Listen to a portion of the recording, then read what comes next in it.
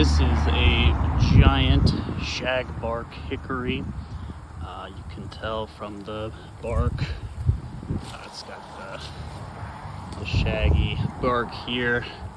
And it is absolutely loaded with nuts. In about 15 minutes off the ground, I've gotten about 200 nuts. A lot of them are floating, but I think there is a chance that there is some nut meat in there. I'm going to test it out. But a lot of them are sinking, and there's just so many of them. I'm also going to collect the shells. The shells are good for smoking meat and give it that nice hickory taste. There's a tree from farther away. It's probably 100 feet tall. I think the reason I was able to find so many nuts is because it's in the middle of the open, right next to the road, and the squirrels aren't messing with it. Also, if we look, most of them are floating, but a few of them have sunk to the bottom, just to show you what it looks like if you crack some of the floating ones. It's rotten. Nothing good in there. But if we take one from the bottom, oops, these are the ones that sunk. There's nice full nut meat in there. Kind of tastes like chocolate. It's really good. So again, this is the shagbark hickory. So I'm back at the shagbark hickory about a month later. Most of the leaves have fallen, but there are still nuts on the tree here.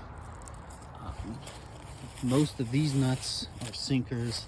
There's still a lot on the bottom, or on the floor, I guess, that are floating. I think the bigger problem with this tree is lack of pollination. I don't see a partner tree nearby. I'm surprised as many of these are fertilized as they are, but yeah, a continuous source of nuts for over a month. Like I said before, I think most of the squirrels leave this alone just because there's so much space. But yeah, I'm gonna eat some of these nuts for sure. I'm at the local park in a grove of shagbark hickory. You can tell from the bark, but also because of the leaves of 5. There are other kinds of hickory that have 7 or even more leaves. And there's a big opening in the canopy here because I'm actually standing on either 1 or 3 trees that fell all at once fairly recently. They still have green on them. Looks like 4 trunks actually, all told. Pretty big loss for the ecosystem, but there are also saplings that will grow up in this light. At some point I'll probably cut back this honeysuckle and privet, and there should be some new shagbarks eventually. Here's a young hickory sapling with 9 leaves, so probably not a shagbark.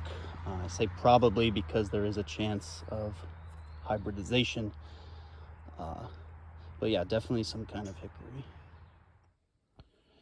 So I'm gonna try to make nut milk from the shagbark hickory nuts. What I do is I crack them individually with these nut crackers. You want to crack each one individually in your hand to look for rancid nuts. You don't want those in the mix. But after I crack a bunch, I grind them in a regular coffee grinder. This was $10. I bought one just for this, and I grind it up into a powder. So I just cracked 3 nuts. These are the good ones, and this is the rancid one. So again, you want to throw these off somewhere to trash. Don't grind those up because they'll ruin the flavor, but these are all good. You can and should try them. Kind of tastes like chocolate. I'm excited for the milk, but yeah, I'm gonna crack a few more.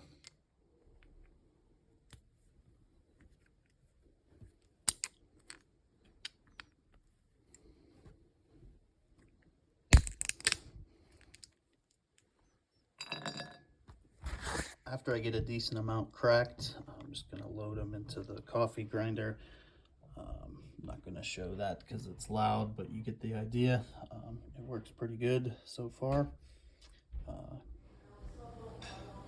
So I've just poured the ground nut into warm water. I'm simmering it for a few minutes. We'll see.